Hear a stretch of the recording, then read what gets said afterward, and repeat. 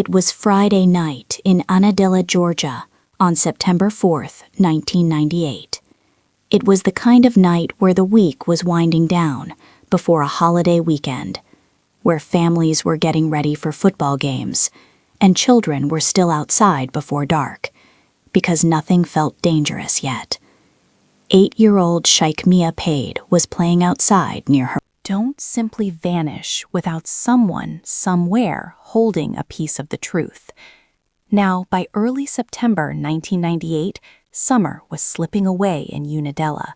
School was back in session, routines had returned, and 8-year-old Shykemmia was settling into the familiar rhythm of days that followed a pattern: home, school, family.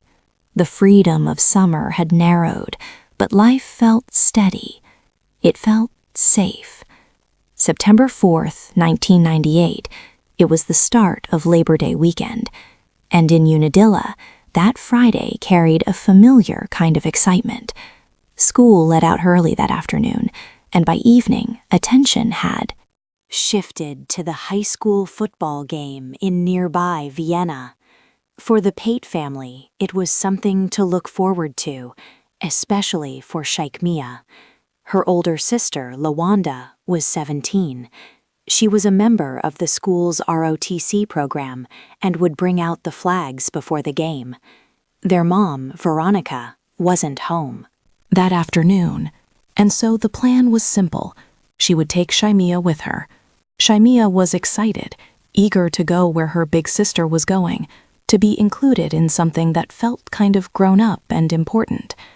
Swanda decided to rest for a little while that afternoon before she got herself ready, and while she did, Shykemmia did what she often did.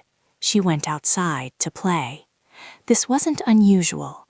The neighborhood was the kind of place where kids moved freely between houses and front porches, where people recognized each other and watched out for each other. And that day, Shykemmia had on a bright green Atlanta Braves jersey, something her family would later remember clearly.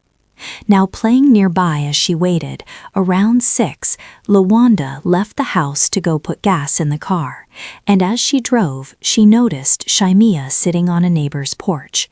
It was a normal sight, nothing about it raised concerns, and so Lawanda continued on, assuming she'd pick her sister up when it was time to leave for the game. But when she returned to the porch where her sister was after getting gas, Shykemmia was gone. The neighbors who lived there said that she had left and walked up the street. At first, it didn't feel alarming, and Lawanda drove slowly up and down the street, scanning for her sister, thinking that she might have wandered to a different friend's house. But there was still time before the game, and nothing suggested anything was wrong. When she couldn't find her, she called their mother, Veronica, who still wasn't home yet. But the assumption, the hope, was that Shykemmia was nearby and would turn up soon. And so Veronica told Lawanda to go ahead and go to the game, figuring that Shykemmia was at a friend's house, and she told her that she would get her once she got home. But Veronica arrived home later that evening, around 7:45 p.m., and by that time, the game was already underway. And when Shykemmia still wasn't there, she began making phone calls, checking around with neighbors, rechasing the same small stretch of ground where her daughter had been just hours earlier. And at first, she tried to remain calm. This was a child who played outside, a child known home. She wasn't far away. She was close enough that no one thought twice about letting her be there. But sometime around 7, Shykemmia was still outside, and then she wasn't. There was no reported scream, no confirmed witness who saw her leave, no single moment that in the neighborhood, a child who didn't usually go far.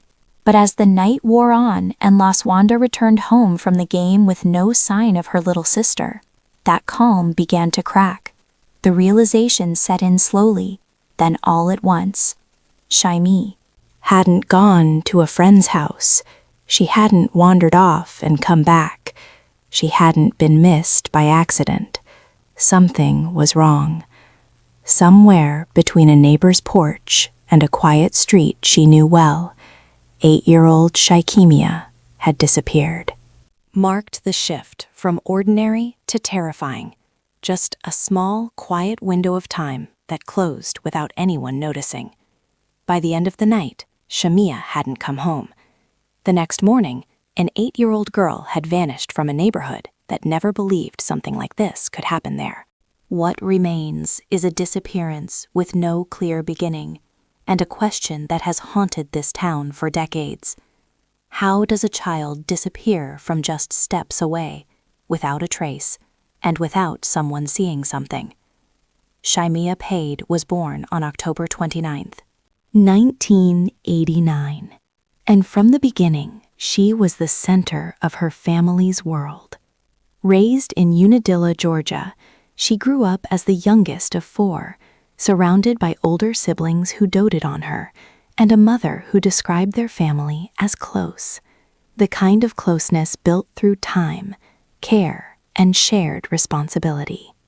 People called her Shashai, a name followed her everywhere. At school, she wasn't just another child in a classroom. She was the kind of student's teacher was remembered because she formed real connections with them. School was a place that she loved, a place where she felt comfortable and encouraged. But she also had challenges from a very young age. Shykemmia spent a lot of time in hospitals. Chronic asthma and kidney disease meant regular visits, long stays, and a childhood shaped by medical routines most kids never have to think about. There were stretches when the hospital felt almost as familiar as home. But those experiences also shaped the way she saw the world. Shykemmia talked about wanting to become a pediatrician someday, not in abstract terms, but because she understood what it meant to be a sick child and wanted to care for others like her. When she was home, she was never alone. Her siblings looked out for her. Her family made sure she was protected, supported, and surrounded by love. Shykemmia was a child who was cared for intentionally. A little girl whose presence mattered in every room that she walked into. That's who she was before she disappeared.